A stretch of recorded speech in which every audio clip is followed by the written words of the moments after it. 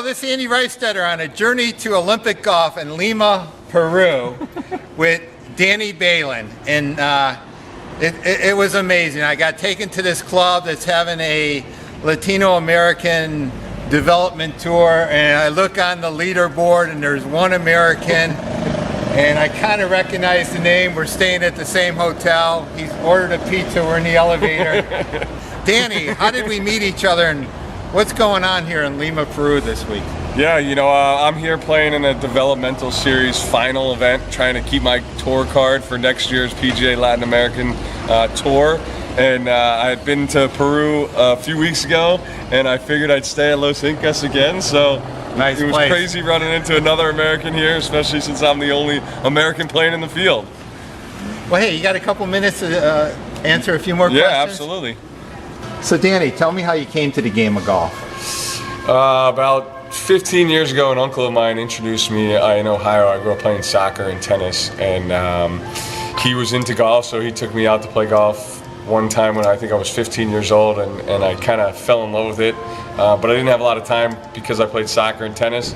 And then my last year in high school, I hurt my knee playing soccer, so I figured why not try to pick up golf.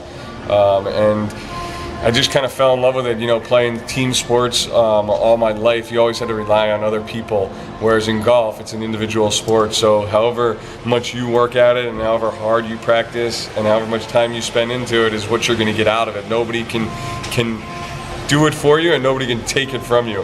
So I just kind of fell in love with the individual sport of golf, and kind of the sky's the limit going forward.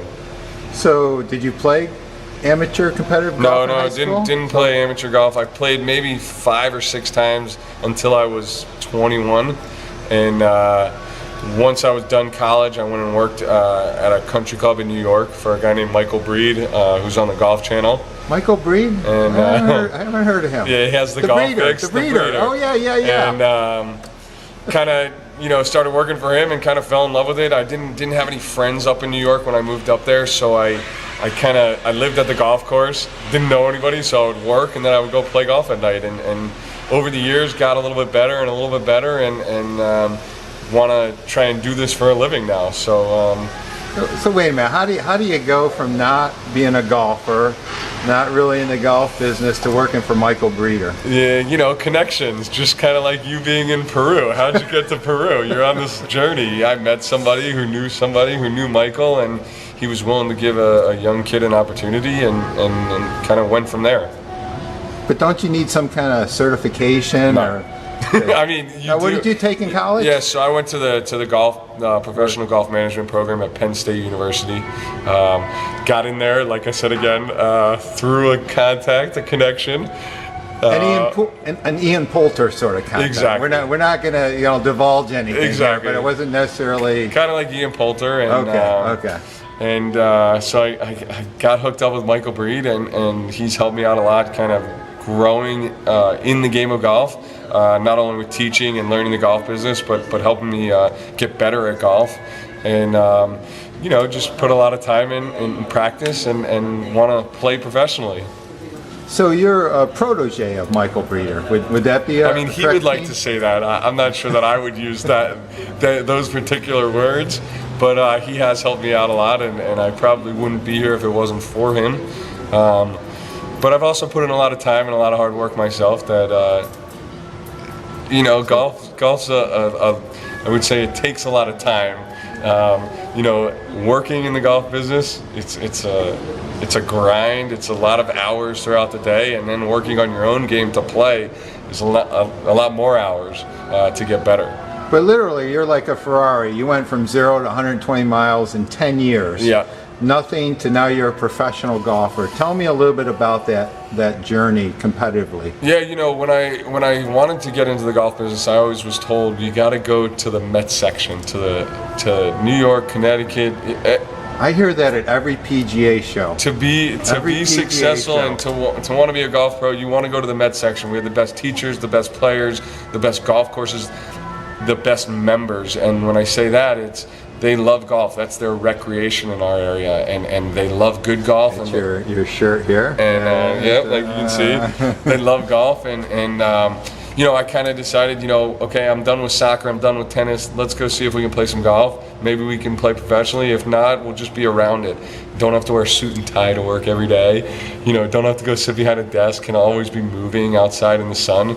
And I always wanted to play professionally, so I just kind of put in my time, practiced my butt off, and kind of, when the chance came and the chance arose, I kind of grabbed it, and I've been off and running, I should say, with it.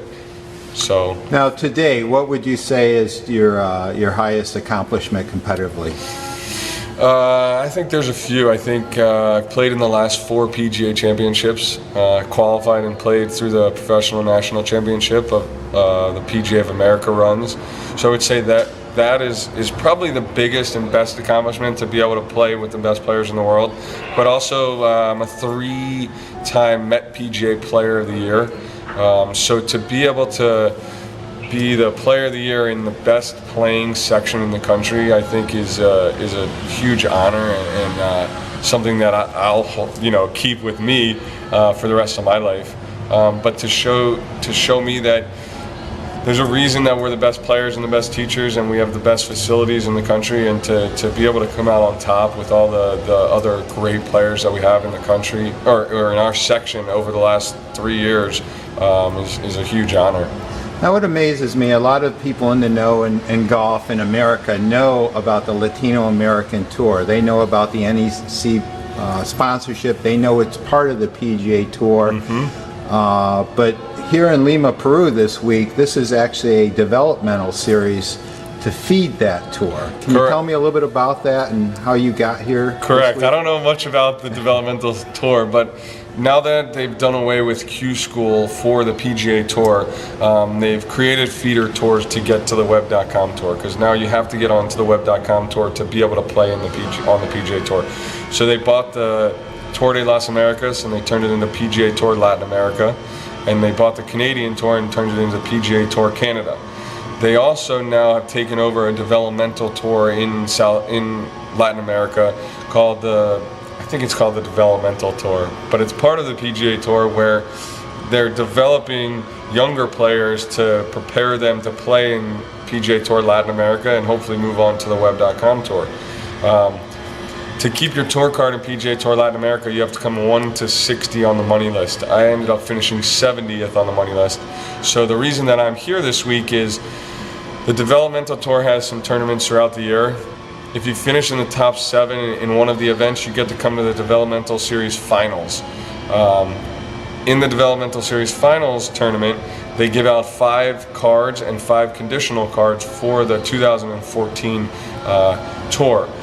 Number 61 through 80 on the PGA Tour Latin America have the option to play in the Developmental Series Finals, and that's what I chose to do, to come here to try to regain my tour card for next year, so that I don't have to go to the Q School, because I think a lot of people in the country have heard how good this tour is, or I should say in the world, how good this tour is, and I think there's going to be a stronger competition going forward.